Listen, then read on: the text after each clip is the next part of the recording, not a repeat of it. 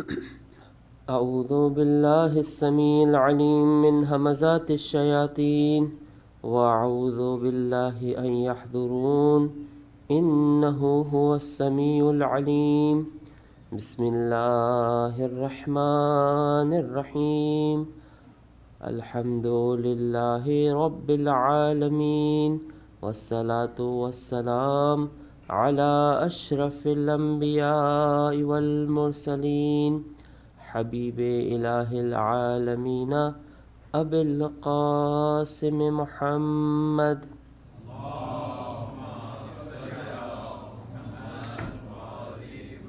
وعلى آل بیتہ الطیبین الطاہرین المعصومین المظلومین سیما بقیت اللہ فی الارضین روحی وارواح العالمین لہ الفدا ولعنۃ اللہ علی اعدائہم اجمعین اللہم لعن اول ظالم ظلم حق محمد وآل محمد وآخر تابع له على ذلك اللہم لعن الإصابة التي جاحدت الحسین وشایعت وبايعت وتابعت على قتله اللهم لعنهم جميعا رب اشرح لي صدري ويسر لي أمري واحلل عقدة من لساني يفقه قولي أما بعد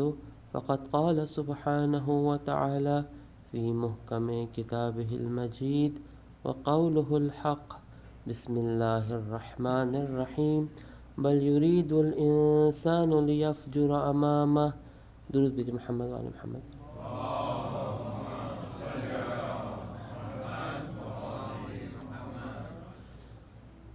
اس امید، اس آرزو، اس خواہش کے ساتھ کہ مجالس امام حسین علیہ الصلاۃ والسلام میں ہماری زبان سے جو کلمات جاری ہوں، ہماری سماعت تک جو کلمات پہنچے، اس میں خدا اور اولیاء خدا کی رضا شامل حال ہو اور ہمیں ان تعلیمات پر عمل کرنے کی توفیق نصیب ہو. ایک بار پھر درود بھیجے محمد وعلی محمد.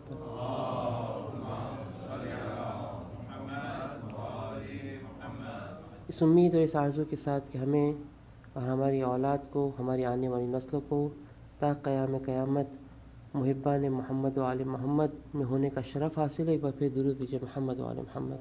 اللہم صلی علی. اور فرزند زہرا امام زمانہ عجل اللہ تعالیٰ فرجہ شریف کے ظہور میں تعجیل کے لیے بآواز بلند درود بھیجے محمد وعلی محمد.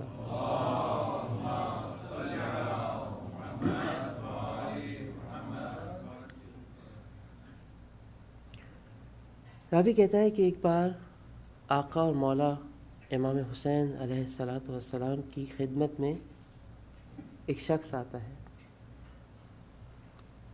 مجھ جیسا ایک گناہ گار کہ جو اپنے عمل سے، اپنے رویے سے، اپنے کارکردگی سے مایوس ہے اور یہ احساس کرتا ہے کہ نعوذ باللہ گناہوں کے اندر مبتلا ہے اور اس گناہوں سے نجات کا راستہ اس کے پاس موجود نہیں ہے.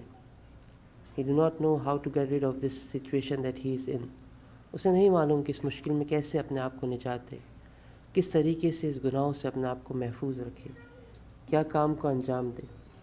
لیکن دوسری طرف یہ بھی جانتا ہے کہ اس وقت جو سچویشن ہے وہ ایسی سچویشن ہے کہ میں اس گناہ سے اپنے آپ کو نہیں بچا سکتا، میں اپنے آپ کو محفوظ نہیں رکھ سکتا. آقا اور مولا امام حسین علیہ الصلاۃ والسلام، ایک بار درود بھیجے محمد وعلی محمد.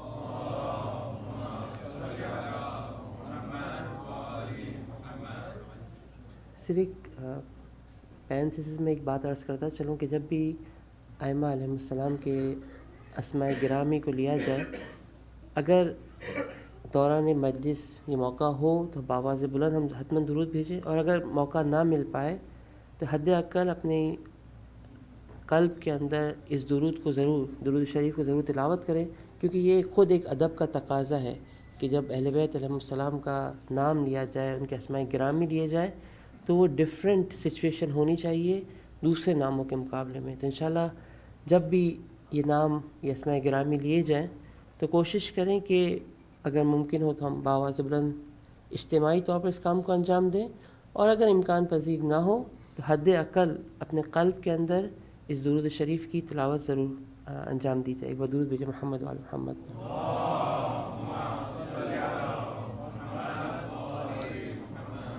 مولا کی بارگاہ میں آ کے کہتا ہے کہ مولا میں گناہ گار ہوں. انا رجل عاصی، میں گناہ گار بندہ ہوں، ایک گناہ گار شخص ہوں. نعوذ باللہ بہت سارے گناہ کے کام انجام دیتا ہوں. لیکن امام کی بارگاہ میں آ کے کہتا ہے کہ اس حالت یہ ہے کہ یہ تو مجھے معلوم ہے کہ میں گناہ گار ہوں. I know that I am a sinful person. But ایک مشکل جو میرے ساتھ اس وقت موجود ہے وہ یہ ہے کہ ولا اصبر عن المعصیہ. اور جب یہ سہنا آتا ہے میرے سامنے، جس سچویشنز آتی ہیں اس طرح کی، کبھی کوئی چیز میں ایسی چیز میرے سامنے آتی ہے کہ جو مجھے معلوم ہے کہ غلط کام ہے، لیکن میں اپنے آپ کو کنٹرول نہیں کر پاتا. میں نعوذ باللہ اس چیز کی طرف دیکھ لیتا ہوں، زبان سے وہ کلمات ادا ہو جاتے ہیں، ہاتھوں سے وہ کام انجام دے دیتا ہوں جو مجھے نہیں دینے چاہیے. لیکن یہ ہے میری سچویشن، دس از مائی ریالٹی. یہ میں ایسی سچویشن ہے کہ میں آپ کے پاس جو طبیب ہے، جو طبیب دوار ہے، جو معالج ہیں، جو ڈاکٹر ہے، ایک روحانی فزیشین ہے، میں اس کے پاس اپنی بیماری لے کر آیا ہوں. اس بیماری کو میں اعلان کر رہا ہوں، میں آپ کو بیان کر رہا ہوں کہ مولا مشکل میں گرفتار ہوں میں. اور یہ سچویشنز میں نے آپ کو کئی دفعہ کہا ہے کہ اہل بیت علیہ السلام جو سولوشنز مجھے آپ کو دیتے ہیں، جو پرسکرپشنز جو دی جاتی ہیں، وہ محدود نہیں ہوتی ایک فرد کے ساتھ، ایک شخص کے ساتھ، کیونکہ یہ ہستیاں محدود نہیں ہیں. ان ہستیوں جو پرنسپلز مجھے اور آپ کو دیے ہیں وہ زمان اور مکان سے محدود نہیں ہیں. لہٰذا جب اہل بیت علیہ السلام کی روایات کی تلاوت کریں تو اس بات کو اپنے ذہن کے اندر رکھیے گا کہ یہ امام علیہ الصلوۃ والسلام فقط ایک خاص شخص یا ایک خاص زمانے میں محدود افراد کے ساتھ گفتگو نہیں کرے، بلکہ آج مجھ سے اور آپ سے گفتگو کریں. در حقیقت میں اس طرح سے سوچوں کہ میں اپنی سچویشن لے کے اپنے آقا اور مولا کی بارگاہ میں جا رہا ہوں کہ مولا میری حالت یہ ہے، میری زندگی ایسی گزر رہی ہے، میری صورتحال یہ ہے کہ صبح سے شام تک کچھ ایسے کام نعوذ باللہ میں انجام دیتا ہوں جو مجھے معلوم ہے کہ مجھے انجام نہیں دینے چاہیے، بٹ میرے کنٹرول میرے ہاتھ میں نہیں ہے. میرے ہاتھ میں، میرے خود کی لگام میرے ہاتھ میں نہیں ہے. میری نفس، میرا جو لوور نفس ہے وہ مجھے جو ہے مختلف کاموں کی طرف اکساتا ہے، اور بعض اوقات جو ہے مجھے اس کام بھی کام مجھ سے سرزد ہو جاتے ہیں. یہ نفس جو ہے مجھے ان کاموں کی طرف لے کر جاتا ہے. مولا کیا کروں، حل کیا ہے اس کا؟ امام سے کہتا ہے کہ مولا فاعذنی، امام سے کہتا ہے کہ فاعذنی بموعظۃ، ایک موعظہ، کوئی گائیڈنس، کوئی ایڈمونیشن جو ہے مجھے دیں تاکہ میں اس مشکل سے نجات حاصل کر سکوں، اس مشکل سے جو ہے وہ مسئلے کو حل کر سکوں. امام علیہ الصلوۃ والسلام نے اس کو ایک ایسا پرنسپل دیا جو شاید ایک حد تک ہماری اس گفتگو جو ہم یہاں پہ کر رہے ہیں اس سے بھی ریلیٹڈ ہے. امام نے اس سے کہا کہ تم 5 باتوں کا خیال رکھو. افعل 5 اشیاء، 5 چیزیں کر لو. وَأَذْنِبْ مَا شِئْتَ، اس کے بعد جتنے گناہ کرنے کرو. کہے گا مولا آیا تو میں گناہ کا علاج کرنے تھا، آپ مجھ سے کہہ رہے ہیں کہ میں آپ کو جو ہے وہ کھلی چھٹی دے رہا ہوں، جتنے گناہ کرنے کر لو. لیکن امام نے کہا اس سے پہلے 5 ریکویزٹس ہیں، 5 اس کی ذمہ داریاں ہیں، کچھ کنڈیشنز ہیں، اس کو کر لو پہلے. اس کے بعد now you are free person, اس کے بعد جو کرنا ہے، جو تمہارے دل میں آتا کرو، اس میں کوئی مسئلہ نہیں. اس نے کہا مولا بیان فرمائیے کیا جو ہے وہ میں اس کام کو کن 5 کنڈیشنز کو میں انجام دوں. اگر میں ان 5 باتوں کا خلاصہ کروں تو در حقیقت امام، حالانکہ شاید تعبیر اتنی مناسب نہیں ہے، لیکن اگر میں آسان الفاظ میں اپنے لیے اس کو سادہ بنانا چاہوں تو امام یہ کہنا چاہ رہے ہیں کہ زندگی میں، اپنی زندگی میں ادب کا لحاظ رکھو. اس کے بعد با ادب بننے کے بعد تم خود سمجھ میں آ جائے گا تمہیں کیا کرنا ہے اور کیا نہیں کرنا. پہلی چیز امام علیہ الصلوۃ والسلام نے یہ کہا فَالْأَوَّلُ ذَلِكَ لا تأکل رزق اللہ واذنب ما شئت، خدا کا رزق نہیں کھا، اس کے بعد جتنے گناہ کرنے کر.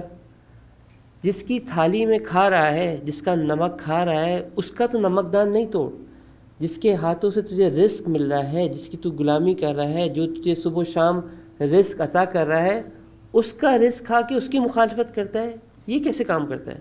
اگر تجھ میں اتنی ہمت ہے اور تو چاہتا ہے کہ گناہ کر تو کر، لیکن حد اقل اتنا تو تیرے اندر غیرت ہونی چاہیے، اتنا تو باادب ہونا چاہیے تجھے کہ حد اقل اس جس کی مخالفت کر رہا ہے، جس کی معصیت کر رہا ہے، جس کے مقابلے میں تو کھڑے ہونے کی کوشش کر رہا ہے، اس کے دسترخوان پہ تو کھانا مت کھا. مگر کوئی شخص اگر کسی گھر میں مہمان ہو اور میزبان کے گھر میں آ کے جو ہے وہ مثلا میزبان کے اگینسٹ بولنا شروع کرے, بدتمیزی کرنا شروع کرے اور بہت سارے کام کرنا شروع کرے گے, تو میزبان کہے گا کہ بھائی اگر یہ سب کچھ کرنا ہے تو گھر سے بیٹھ جاؤ, جو بولنا ہے مجھے بولو, جو بھی میرے بارے میں کہنا ہے کہو. میرے گھر میں آ کے میرے دسترخوان پہ بیٹھ کے میرے گھر میں کھانا کھاتے ہوئے تم مجھ سے یہ باتیں کرو, یہ تمہیں زیب نہیں دیتا, یہ ادب کا تقاضا نہیں کہ اس کام کو انجام دو. تو میرے مولا نے کہا کہ گناہ کرنا ہے, خدا کی معصیت کرنی ہے, خدا کے مقابلے میں کھڑا ہونا ہے, کر, لیکن حد اقل اتنا تو باادب بن کہ یہ کہے کہ پھر میں اس پروردگار کا رزق نہیں کھاتا. جب میں اس کی مخالفت کر رہا ہوں, اس ہستی کی مخالفت کر رہا ہوں, تو حد اقل میں اس کا رزق نہیں کھاتا. دوسری چیز امام کہتے ہیں والثانی وخرج من الولایت اللہ وزن ما شئت, اس پروردگار کے کنٹرول سے, اس کی حکومت سے, اس کی اتھارٹی سے باہر نکل جاؤ, اس سے فرار کر لے, اس کے بعد جو کرنا ہے کر. جس ملک میں رہتا ہے لا آف دا لینڈ تو فالو کرنا ہوتا ہے آپ کو نا, لا آف دا لینڈ سے تو آپ باہر نہیں نکل سکتے. لا آف دا لینڈ میں اگر کوئی چیز کہی جاتی ہے تو آپ کہتے ہیں کہ بھائی اس ملک کا قانون ہے, I have to follow the rules and regulation, اس ملک کے قوانین کو فالو کرنا ہے. امام بھی کہہ رہے ہیں کہ اتنا تو باادب بن کہ جس جگہ پہ تو رہ رہا ہے, جس مملکت میں تو رہ رہا ہے, جس کی حکومت میں تو رہ رہا ہے, جو تیرا پروردگار ہے, جو تیرا رب ہے, جس نے تجھے یہ ساری کائنات تیرے لیے سجا کے بھیجی ہے, اس کی حکومت میں رہتے ہوئے تو اس کی مخالفت نہ کر. جا کسی اور دنیا میں اسپیس میں سوار ہو کے جس طرح سے نکلنا چاہتا ہے نکل جا, جب اس سے باہر نکل جا اس خدا کی خدائی سے, اس کے بعد جو کرنا ہے تو خود خدا ہے, پھر تو اپنے لیے رب الاعلیٰ ہے, اور پھر جو کرنا ہے کر, لیکن اس پروردگار کی خدائی میں رہتے ہوئے تو اس کی مخالفت نہ کر. یہ ادب کے اگینسٹ میں کہ آپ جس کی اتھارٹی میں رہ رہے ہیں اس کے اگینسٹ میں کام کرنا شروع کریں اگر اس کی ولایت کو آپ قبول کرنے تو.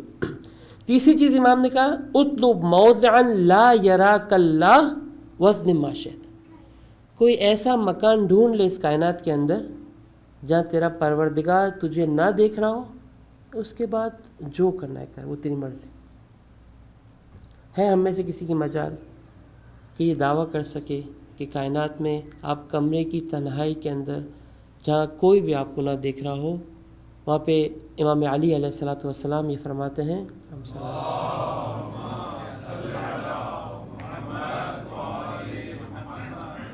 الشاہد هو الحاکم, جو دیکھ رہا ہے وہی روز قیامت جج کی سیٹ پہ بیٹھا ہوگا. پھر اس کو وٹنس کی بھی ضرورت نہیں ہے, وہ وٹنس نہیں بلائے گا کہ تم کل کو کہنا کہ یہاں پہ تو کوئی بھی موجود نہیں تھا, کوئی گواہ ہے یہاں پر, یہ نہیں ہے. جو جج کی سیٹ پہ بیٹھا ہے وہ خود اس وقت شاہد ہے, وہ خود مجھے اور آپ کو دیکھ رہا ہے. علم یعلم ایک بار درود بھیجیں محمد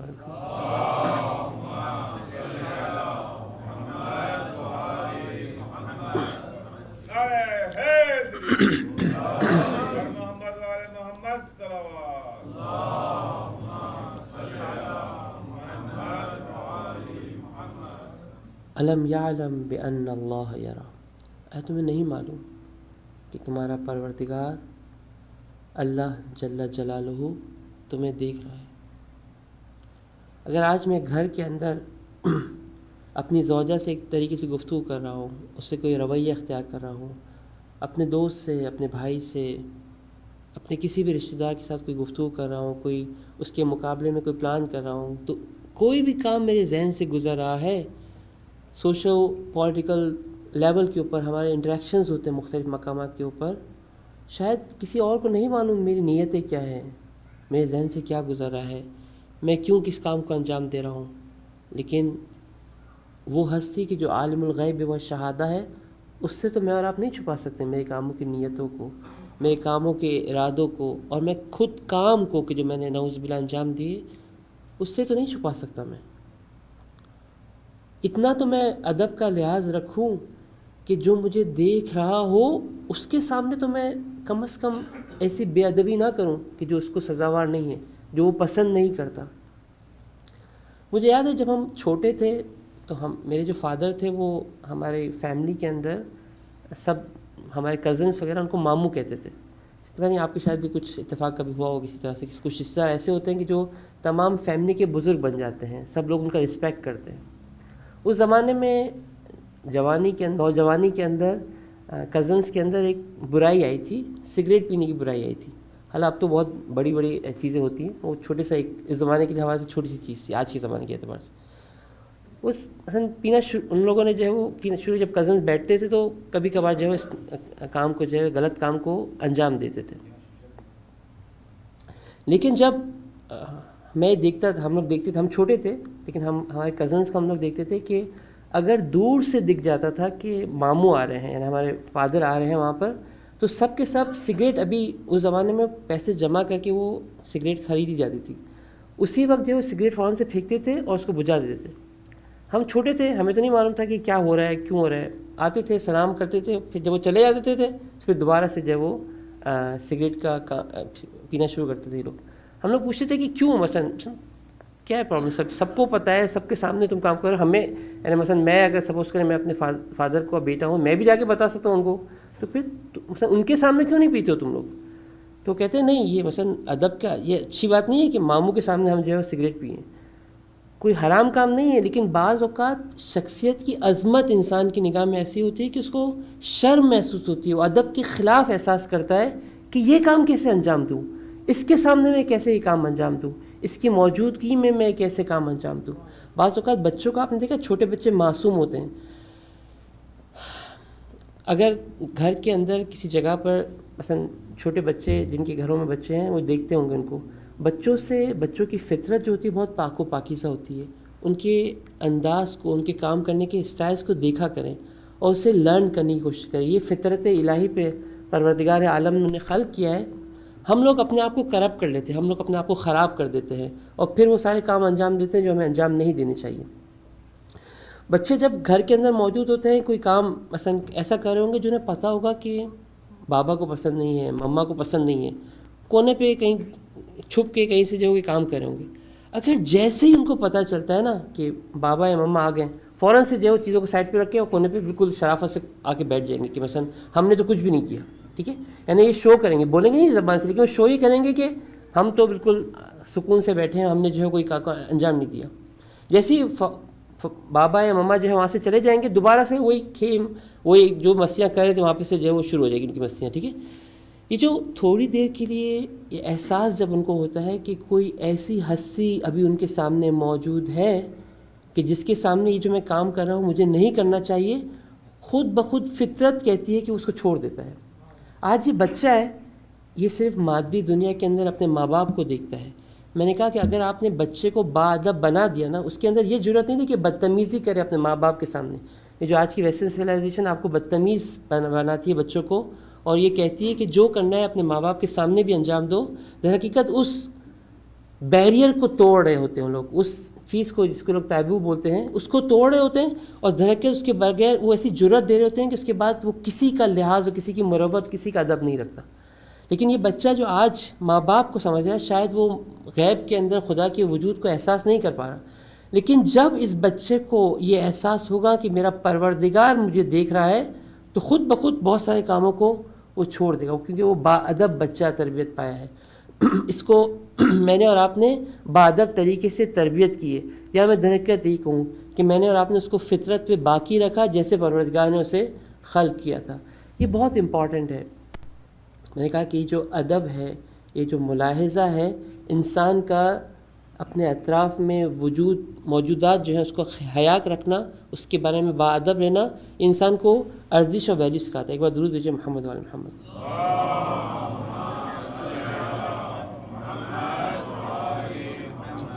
یہاں پر میں فقط ایک پینسز میں بات عرض کر لوں. بعض اوقات مجھے اور آپ کو یہ دھوکہ دیا جاتا ہے، یا یہ ہم اپنے لیے تصور کرتے ہیں کہ مثلا کیوں ہم لوگوں کا رعا سکیں، مگر ہم لوگوں کے لیے تھوڑی کوئی کام انجام دے رہے ہیں، ہم تو خدا کے لیے کام کو انجام دے رہے ہیں. ہم اگر کسی کو کوئی چیز نہیں پسند ہے یا کوئی اس چیز کو پسند نہیں کرتا تو کیا ہوا، ہم تو جو ہے وہ کوئی حرام کام تو نہیں ہے میں اس کام کو انجام دوں ان کے سامنے. روایات کے اندر میرے مولا علی بن ابی طالب علیہ الصلوۃ والسلام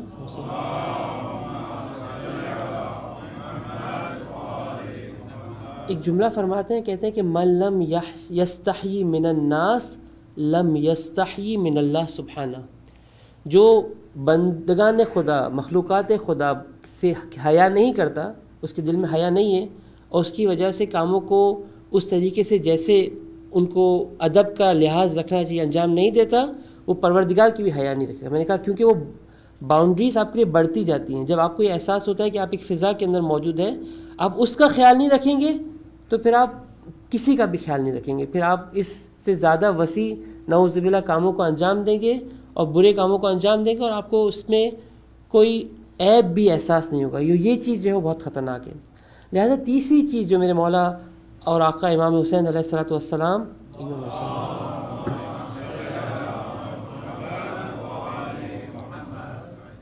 نے بیان کی اس شخص سے، اس سے کہا کہ ایسے مقام پر چلا جا جہاں تیرا پروردگار تجھے نہیں دیکھ رہا ہو، اور پھر اگر پروردگار کی مخالفت کرنی ہے تو اس کام کو انجام دے. چوتھی چیز میرے مولا نے یہ کہا کہ جب ملک الموت تیرے پاس آئے تو اس کو کہنا کہ اپوائنٹمنٹ لے کے آنا، میرے پاس ٹائم نہیں ہے اس وقت، جب ٹائم ہوگا تب میں آپ کی خدمت میں حاضر ہوں گا. اور اگر یہ اتھارٹی نہیں ہے تیرے پاس تو کس ہمت کے ساتھ تو یہ گناہ کے کام کو انجام دے رہا. اگر ابھی اسی وقت تمہارا ویزا ایشو ہو گیا اور تمہاری کال آ گئی انٹرویو کی، تو پھر کینسل تو نہیں ہو سکتی یہ کال. اس حالت میں خدا کی بارگاہ میں جاؤ گے، اس کیفیت میں خدا کی بارگاہ میں جاؤ گے. اگر ہے ہمت اپنے رب کو اس حالت میں دیکھنے کی تو پھر تم اس کام کو انجام دو. اگر نہیں ہے ہمت تو پھر اس کام کو کیسے انجام دے رہے ہو؟ پھر تمہیں توانائی آئی کیسے کہ تم اس کام کو انجام دو؟ کہ جب تمہارے پاس کنٹرول اور اتھارٹی موجود نہیں ہے، تم اس چیز کو کینسل ہی نہیں کر سکتے کہ اس انٹرویو کے ٹائم کو اختیار ہی نہیں ہے تمہارے پاس کہ تم اپنے حساب سے سیٹ کرو. ٹائم کوئی اور سیٹ کرے گا، تمہیں تو فقط لبیک کہنا ہے اور تمہیں انٹرویو کے لیے وہاں پر جانا ہے. جب ایسا ہے تو کوئی ایسا کام انجام نہ دو کہ جس کی بیسس کے اوپر تم تیار اور آمادہ نہ ہو کیسے اس کام کو انجام دینا ہے. اور آخری بات میرا مولا کہتا ہے کہ جب روز قیامت خدا کا معمور کیا ہوا فرشتہ مالک تم سے یہ کہے کہ تمہیں جہنم میں داخل کر رہا ہو تو کہو فلا تدخل فی النار، میں نہیں جاؤں گا، تم جو بھی کر لو میں جو ہے اس کام کو انجام نہیں دوں گا. امام کہتے ہیں اگر یہ اتھارٹی ہے تمہارے پاس، اگر یہ کنٹرول ہے تمہارے پاس، وَذْنِبْ مَا شِئْتَ، اگر ایسا ہے تو پھر جو کرنا کرو. در حقیقت میں نے کہا کہ خلاصہ میرا مولا یہ کہنا چاہ رہا ہے کہ ایک بندے کی حیثیت سے، ایک غلام کی حیثیت سے، ایک مخلوق کی حیثیت سے، ایک ممکن الوجود کی حیثیت سے اپنے رب کا ادب ملحوظ خاطر رکھ، اس کو فراموش مت کرنا. بھول مت جانا کہ تو ہے کون، تیری حقیقت کیا ہے. آقا و مولا امام زین العابدین علیہ الصلوۃ والسلام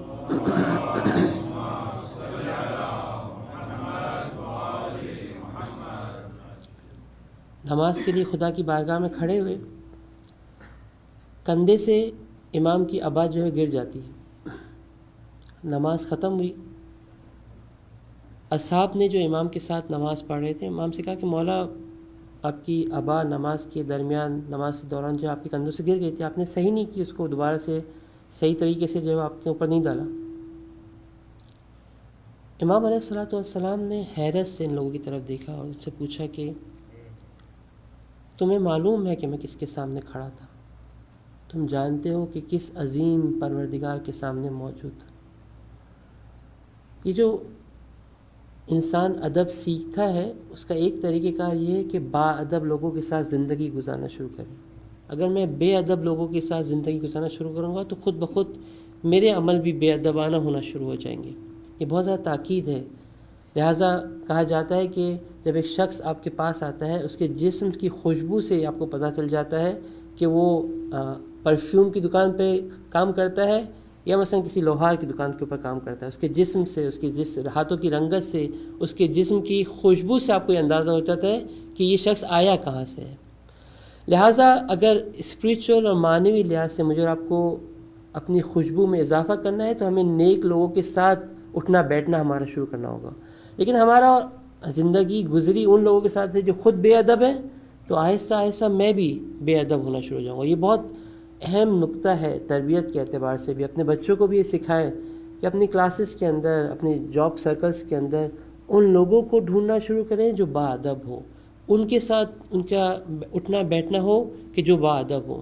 لیکن خدا نخواستہ اگر بے ادب لوگوں کے ساتھ انسان کا اٹھنا بیٹھنا شروع ہو تو انسان کے اندر بھی جو یہ برائی خود بخود ڈیولپ ہونا شروع ہو جاتی ہے، اور انسان کو شاید احساس بھی بہت دیر سے ہوتا ہے کہ یہ کس قدر برائی جو ہے اس کے اندر ڈیولپ ہو گئی ہے۔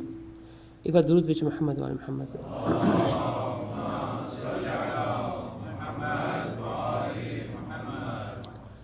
لہٰذا اہل بیت علیہم السلام کی سیرت کا مطالعہ مجھے اور آپ کو ایک مؤدبانہ زندگی گزارنے کا طریقہ سکھاتا ہے، مجھے اور آپ کو یہ بتاتا ہے کہ کیسے ایک باادب زندگی گزاری جاتی ہے، خدا کے عظیم بندے اپنے رب کے سامنے کیسے زندگی گزارتے ہیں، ان کے دن و رات کیسے گزرتے ہیں، ان کی صبح و شام کیسے گزرتی ہے۔ یہ طریقہ ہے، یہ روش ہے، یہ طرز زندگی ہے جو مجھے اہل بیت علیہم السلام سے سیکھنی ہے۔ دیکھیں، میں فقط اشارتاً کچھ عملی زندگی کے اندر جو ہماری مشکلات ہیں، میری مشکلات ہیں، میں آپ کے سامنے وہ فقط اپنی مشکلات پیش کر رہا ہوں۔ انشاءاللہ کہ آپ کی زندگی اس سے بہت زیادہ بہتر ہوگی، اور خدا مجھے بھی توفیق دے کہ اس طریقے سے کہ جیسے اہل بیت علیہ السلام چاہتے ہیں ویسے زندگی گزار سکیں۔ ایک بار درود بھیجو محمد وعلی محمد پر۔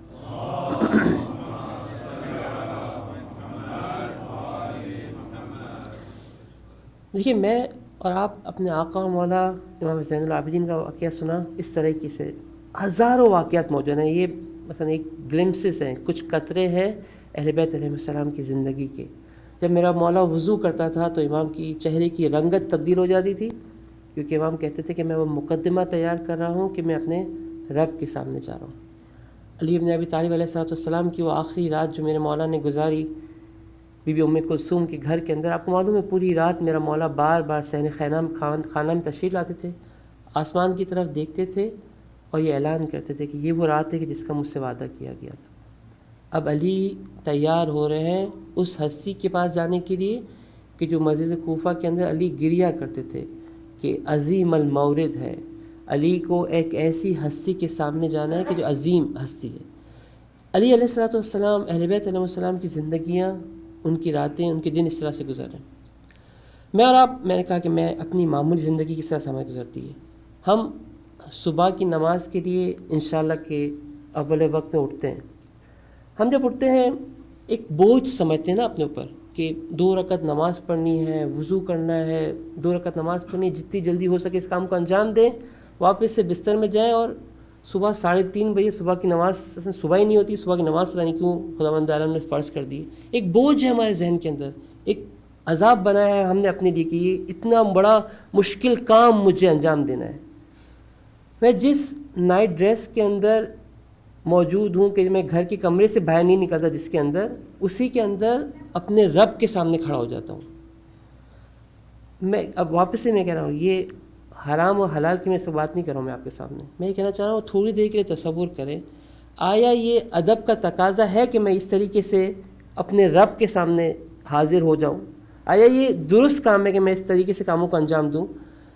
سپوز کریں اگر اسی ٹائم پہ آپ کا ایک اپوائنٹمنٹ ہو آفس کے اندر، آپ تھوڑی دیر کے لیے سوچیں کہ آپ اسی طریقے سے کام کو انجام دیں گے، یا آپ مقدمات کو تیار کریں گے، آپ لباس کو چینج کریں گے، آپ خوشبو لگائیں گے، آپ ظاہری طور پر آراستہ ہوں گے کہ ایک شخصیت کے سامنے مجھے جانا ہے۔ یہ در حقیقت مجھے بتا رہا ہے، یہ در حقیقت مجھے بتا رہا ہے کہ میرے نگاہ کے اندر میرے رب کی اہمیت کتنی ہے۔ اور خداوند عالم اور روایات کا بھی جملہ ہے کہ اگر تمہیں جاننا ہو کہ خدا کی نگاہ میں تمہاری کتنی اہمیت ہے تو یہ جانو کہ تمہاری نگاہ میں تمہارے پروردگار کی کتنی اہمیت ہے۔ اور یہ معمولی سی چیزیں میری آپ کی زندگی کے اندر جو پیش آ رہی ہے نا، وہ در حقیقت یہ سائنس ہے میرے اور آپ کے لیے، یہ نشانیاں ہیں میرے اور آپ کے لیے۔ میں نے کہا کہ یہ جو اہل بیت علیہ السلام کی مجالس میں اور آپ شرکت کرتے ہیں، ایک بار درود بھیجو محمد علیہ محمد۔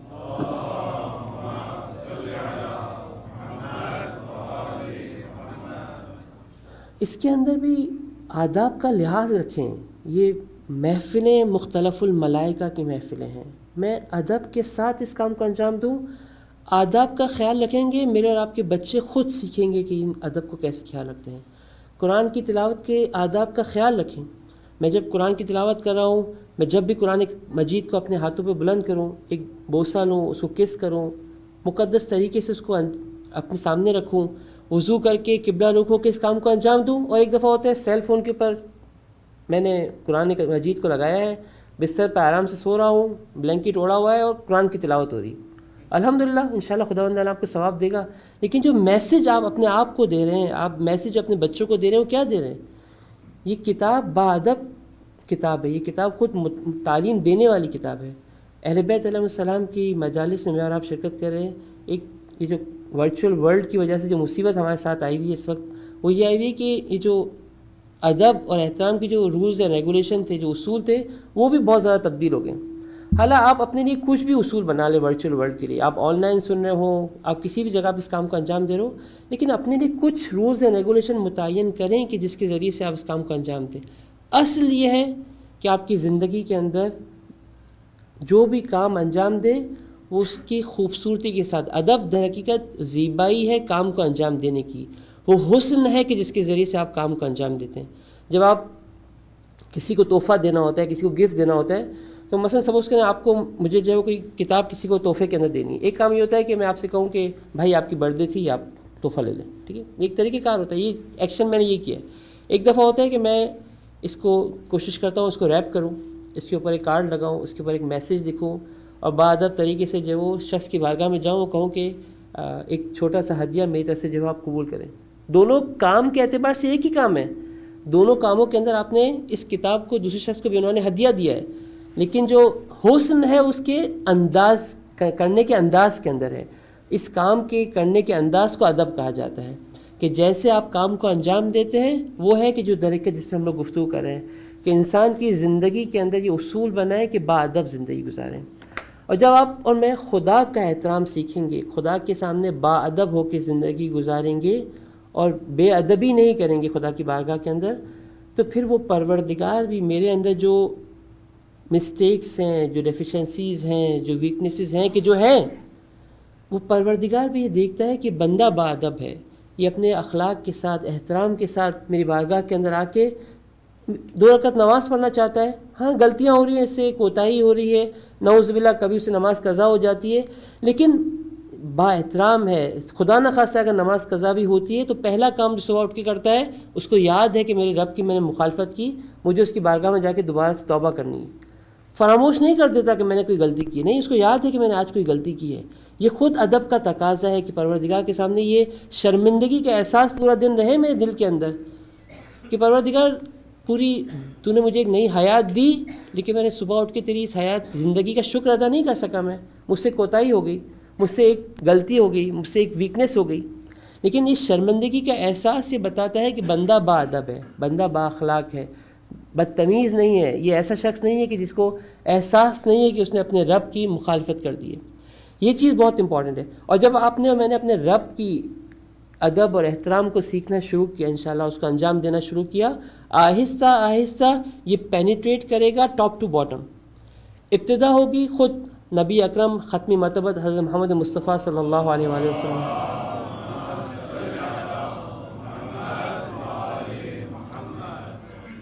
روایات کے اندر ہے کہ جب بھی میرے نبی کا نام لیا جائے تو ان پر بآواز بلند درود بھیجا کرو، اللہم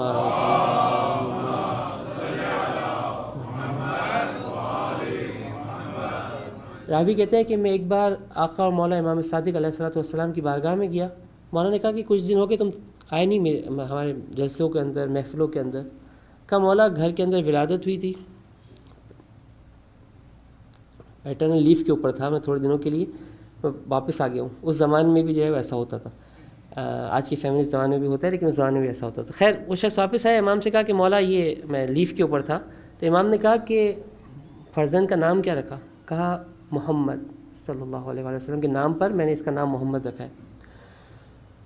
یہ شراوی یہ کہتا ہے کہ مجھے ایسا لگا کہ میرا مولا زبان سے بار بار یہ نام پلٹا لیتا جا رہا تھا، اور حالت خضوع کے اندر میرا مولا جاتا جا رہا تھا، اور پھر مجھے ایک جملہ کہا کہ دیکھو تم نے اپنے بیٹے کا نام تو محمد رکھا ہے، لیکن آج کے بعد اس کی بے احترامی مت کرنا، آج کے بعد کوئی ایسا لفظ کے سامنے نہیں کہنا کہ جو اس کے احترام کے اگینسٹ میں ہو، کبھی اسے ناسزا نہیں کہنا، کبھی اس کو خدا نہ خواستہ مارنا نہیں۔ یہ ساری باتیں کیوں کی؟ امام نے کہا کیونکہ تو نے اس کا نام رسول اللہ صلی اللہ علیہ وآلہ وسلم کے نام پر رکھا ہے۔ ایک بار درود دو۔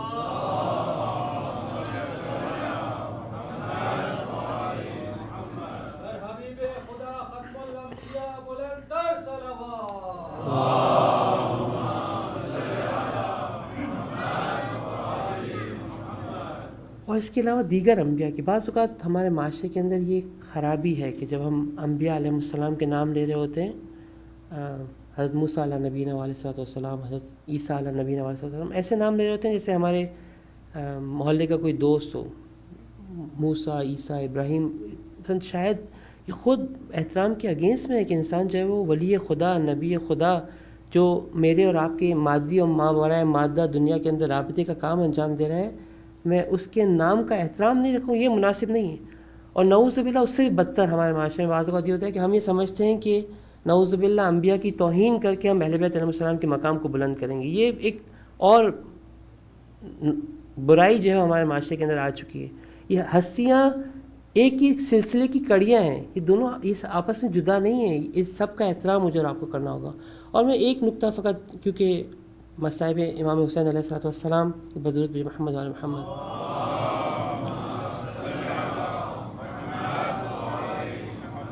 محرم ہم سنتے ہیں اور کہتے ہیں اس چیز کو، اس بات کا بھی خیال رکھیے گا مصائب امام حسین علیہ السلام کے اندر بھی، کہ بعض اوقات مصائب کے اندر آپ کو مجھے بہت زیادہ تفصیل بتانے کی بھی ضرورت نہیں ہوتی. یہ غم اتنا عظیم غم ہے، یہ مصیبت اتنی عظیم مصیبت ہے، آپ فقط اشارہ کریں کافی ہے انسان کے لیے.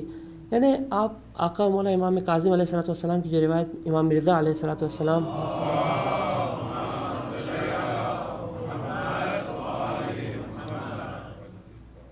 میرا مولا کہتا تھا کہ محرم کے 10 دن میرے آقا نے کبھی مسکراہٹ نہیں ان کے چہرے پر. اس کے بعد کہتے تھے کہ جب عاشور کا دن آتا تھا، کانا یقول، میرا مولا فقط یہ کہتا تھا قتل الحسین علیہ السلام. کافی ہے یہ، مگر اس سے زیادہ مجھے آپ کو مگر مصیبت کے لیے کوئی اور جملے چاہیے کہ میں اتنی تفصیلات میں جاؤں جس کے اندر بعض اوقات نعوذ باللہ بے احترامی بھی ہو سکتی ہے. We have to be very careful.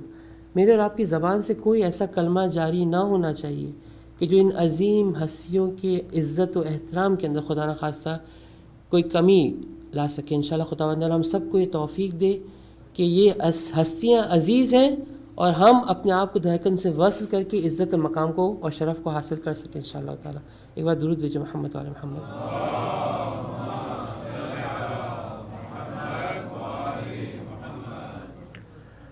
اور آخری مثلا یہ جو میں نے کہا کہ سلسلہ جب شروع ہوتا ہے خداوند عالم سے، اولیاء خدا سے، ختم مرتبت، اور پھر انبیاء، اولیاء علیہ السلام، ائمہ علیہ السلام کی ذوات گرامی تک، کہ جس کا سب کا مجھے اور آپ کو احترام کرنا ہے. اس کے بعد یہ مومنین تک جائے گا، ہمارے رشتہ داروں تک جائے گا. اپنی زندگی کے اندر یہ بات اصول بنا لیں. یہ جو میں اور آپ ذہن کے اندر ایک خراب کانسیپٹ میرے ذہن کے اندر آ چکا ہوتا ہے کہ میں کہتا ہوں کہ ٹٹ فار ٹیٹ ہونا چاہیے. اگر کوئی مجھ سے بدتمیزی کرے گا، کوئی خدا نہ خواستہ اگر مجھے ایک لفظ بولے گا تو مجھے 2 لفظ تو بولنے ہیں اس کو. 2 تو شاید میں آسان بول رہا ہوں، لیکن ملٹیپلائی کرتے ہیں ہم لوگ، ایکسپونینشیل گروتھ کے اندر چل رہے ہوتے ہیں. یہ اپنی زندگی سے نکالنے، یہ فقط دشمنان خدا اور دشمنان اہل بیت علیہ السلام کے لیے ہے. رہبر معظم نے ان لوگوں کو کہا تھا کہ تم، وہ زمانہ چلا گیا کہ جب تم آتے تھے، مارتے تھے اور چلے جاتے تھے. اگر می زنیم، یعنی اب ٹٹ فار ٹیٹ ہوگا. وہ دشمنان خدا کے لیے، لیکن مومنین کے لیے اشداء علی الکفار و رحماء بینہم، مومنین کے ساتھ تو جو ہے وہ محبت کا برتاؤ کریں، ایک دوسرے کے ساتھ الفت کا برتاؤ کریں. ایک دوسرے کی چھوٹی چھوٹی معمولی غلطیوں پر میں اور آپ اس کو بڑا نہ بنائیں. اپنے گھر کے اندر، اپنے بچوں کے ساتھ، اپنی زوجہ کے ساتھ، اپنے اسپاؤسز کے ساتھ، یعنی خواتین اپنے مردوں کے ساتھ، مرد اپنی خواتین کے ساتھ، یہ رویہ میرا اور آپ کا ڈیولپ ہونا شروع. بچے اسی سے سیکھ رہے ہیں میرے اور آپ سے کہ میں اور آپ کیسے ایک دوسرے سے گفتگو کرتے ہیں. اگر خدا نہ خواستہ ایک عورت ایموشن میں آ کے اپنے شوہر کو کوئی نازیبا الفاظ کہہ دیتی ہے، مگر شوہر کی خداوند تعالیٰ نے ذمہ داری نہیں لگائی کہ وہ ولی ہے خاندوادے کا. ہی از رسپانسبل کہ یہاں پہ اس کو سچویشن کو ہینڈل کرنا ہے. اگر خدا نہ خواستہ کبھی شوہر کسی کیسی کیفیت کے اندر ہے کہ وہ خدا نہ خواستہ بدتمیزی کر لیتا ہے، کوئی توہین کر لیتا ہے، تو میری بہن، میری بیٹی، میری ماں، ان کو یہ احساس کرنا چاہیے کہ یہاں پر ان کی ذمہ داری ہے کہ اپنے جذبات کو قابو میں رکھیں اور اس ذمہ داری کو ادا کریں. بچوں کے ساتھ بھی میں نے کل بھی آپ کو اگزامپل دی کہ جو بچے ہیں، معصوم بچے ہیں، ان سے غلطی ہوتی ہے ان کی زندگی کے اندر.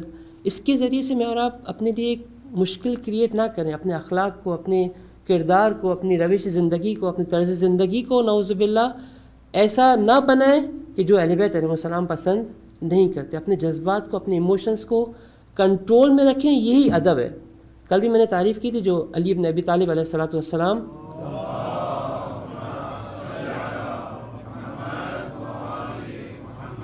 کی روایت ہے میرے مولا کی کہ ضبط النفس عند الرغب والرہب من افضل الادب، کہ جب آپ غصے کے اندر ہوں اور جب آپ بہت زیادہ خوشی کے اندر ہوں، اس موقع پر اپنے آپ کو کنٹرول کرنا اور اپنے جذبات کو اس طرح سے اظہار کرنا کہ جو انسانی عقل اور انٹلیکٹ اس کی تائید کرتی ہے، یہی اصل ادب ہے۔ ادب یہی ہے کہ میں اپنے جذبات کو جہاں پہ اظہار نہیں کرنا چاہیے وہاں اظہار نہیں کر سکتا، اس کو کنٹرول میں رکھوں، کسی بھی قسم کے جذبات، چاہے وہ سیکسول ڈیزائرز ہوں، چاہے وہ آپ کی مختلف اور ڈیزائرز اور شہوتیں جو پروردگار نے رکھی ہیں، اس کو فقط کنٹرول کرنے کا نام جو ہے وہ ادب ہے، تاکہ مجھے معلوم ہو کہ کب کہاں کیسے کیا کام انجام دینا ہے، کیا بولنا ہے کیا نہیں بولنا، کس طریقے سے کام کو انجام دینا ہے، کس طریقے سے کام کو انجام نہیں دینا، اسی چیز کے اسی کام کا نام جو ہے وہ ادب ہے۔ خداوند عالم ہم سب کو اپنی زندگیاں با ادب زندگی گزارنے کی توفیق نصیب فرمائے انشاءاللہ تعالیٰ۔ ایک بار درود بھیجو محمد وعلی محمد پر۔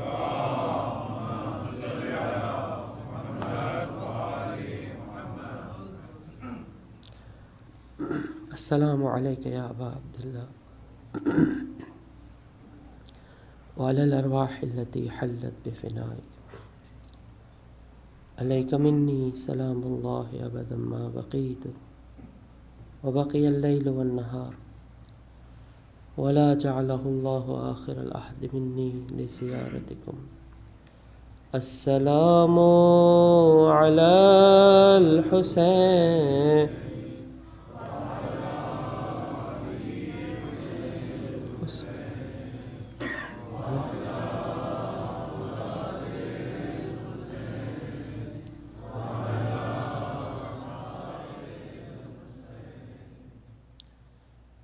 میں کئی دفعہ آپ سے کہا کہ کربلا کے اندر یہ جو ہستیاں موجود تھیں،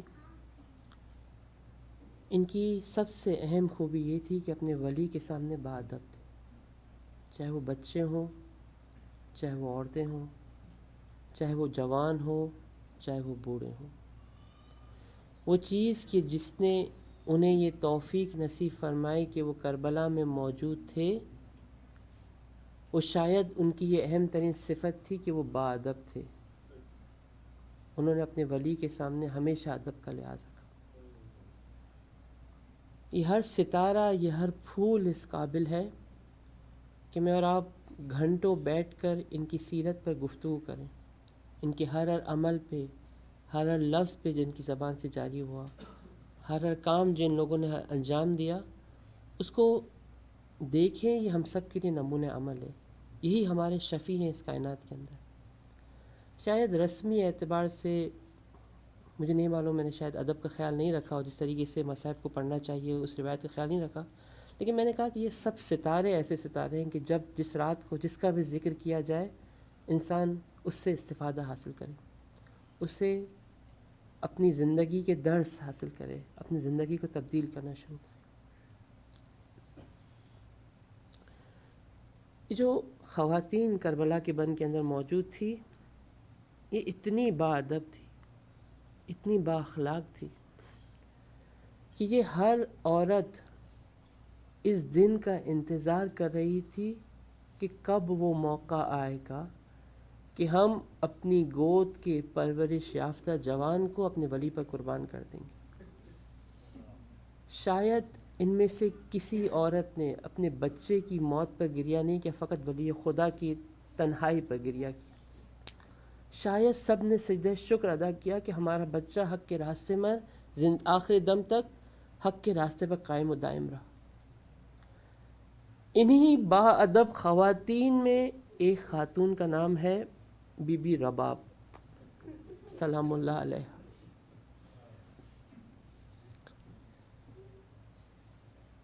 شب عاشور کی فقط اپنے ذہن کے اندر منظر کشی کریں تھوڑی دیر کے لیے۔ شاید ہر خیمے میں ہر ماں اپنے بچے کو حیدر کرار کی قصے سنا رہی ہوگی اور یہ یاد دلا رہی ہوگی کہ دیکھو بیٹا، کل صبح اپنے ولی کا ساتھ دینا ہے، کل صبح تمہیں اپنی جان کو اپنے آقا پہ قربان کرنا ہے۔ لیکن میری بیوی رباب شاید گود میں علی اصغر کو لیے رو رہی ہوگی کہہ رہی ہوگی، شاید یہ کہہ رہی ہوگی علی اصغر کاش تو گھٹنوں کے بل چلنے کے قابل ہوتا تو بھی میں تجھے میدان میں بھیج دیتی، میرے آقا حسین کا دفاع کر لیتا، تھوڑا سا ان کا بھی دفاع کر لیتا، میرا نام بھی آ جاتا کہ میرے بیٹے نے بھی اپنے ولی کے نام پر اپنی جان کو نچھاور کیا۔